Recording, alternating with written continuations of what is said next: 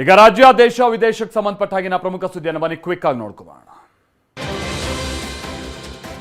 ಬೆಂಗಳೂರಿನಲ್ಲಿ July 1ರಿಂದ footpath ಒತ್ತುವರಿ ತೆರವು ಅಭಿಯಾನ ಶುರುವಾಗುತ್ತೆ. ಈ ಬಗ್ಗೆ ಸಚಿವ ಕೃಷ್ಣ ಬೈರೇಗೌಡ ಮಾಹಿತಿಯನ್ನು ಕೊಟ್ಟಿದ್ದಾರೆ. ಜಿಬಿಎ ಅಧಿಕಾರಿಗಳ ಜೊತೆ ಸಭೆ ನಡೆಸಿರುವ ಕೃಷ್ಣ ಬೈರೇಗೌಡ, ಅಧಿಕಾರಿಗಳು ಹೆಲ್ಪ್ಲೆಸ್ ಇರಬಹುದು, ಆದರೆ ಸರ್ಕಾರ ಹೆಲ್ಪ್ಲೆಸ್ ಅಲ್ಲ. ಮೊದಲು ಫುಟ್ಪಾತ್ ಒತ್ತುವರಿ ತೆರವು ಮಾಡಿ ಅಂತ ಸೂಚನೆ ಕೊಟ್ಟಿದ್ದಾರೆ. ರಸ್ತೆ ಹತ್ತಿರ ಬೀದಿ ಬದಿ ವ್ಯಾಪಾರಕ್ಕೆ ಅವಕಾಶ ಕೊಡಲ್ಲ, ಫುಟ್ಪಾತ್ ಒತ್ತುವರಿ ಮಾಡಿಕೊಂಡವರಿಗೆ ವಾರ್ನಿಂಗ್ ಕೊಟ್ಟರು. ಇನ್ನು ಟ್ರಾಫಿಕ್ ಸಿಗ್ನಲ್ನ 75 ಮೀಟರ್ ಅಂತರದಲ್ಲಿ ಬಸ್ ನಿಲ್ದಾಣ ಇರಬಾರ್ದು, ವಾಹನಗಳು ಪಾರ್ಕಿಂಗ್ ಕೂಡ ಮಾಡುವ ಹಾಗಿಲ್ಲ ಅಂತ ಟ್ರಾಫಿಕ್ ಕಮಿಷನರ್ಗೂ ಸೂಚನೆಯನ್ನ ಕೊಟ್ಟಿದ್ದಾರೆ. ಪಾದಚಾರಿಗಳಿಗೆ ಉತ್ತಮ ಸೌಕರ್ಯವನ್ನು ಕಲ್ಪಿಸಬೇಕು, ಕೈ ಜೋಡಿಸಿ ಅಂತ ಮನವಿ ಮಾಡಿದ್ದಾರೆ.